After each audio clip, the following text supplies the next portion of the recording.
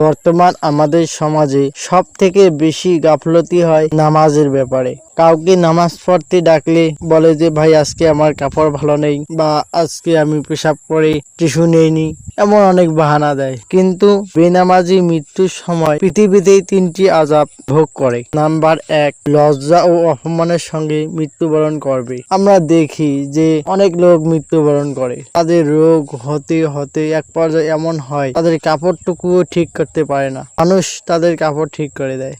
Number 2, ক্ষুধার্ত অবস্থায় মৃত্যুবরণ করবে। আমরা দেখি যে অনেক লোক অনেক ক্ষুধা থাকে, রোগের কারণে খেতে পারে না, মুখ হা করে থাকে কিন্তু খাবার দিলে খাবার ভেতরে যায় না। নাম্বার 3, এমন পিপাসার্থ অবস্থায় মৃত্যুবরণ করবে যে সমুদ্র পরিমাণ পানি পান করলেও তার পিপাসা মিটবে না।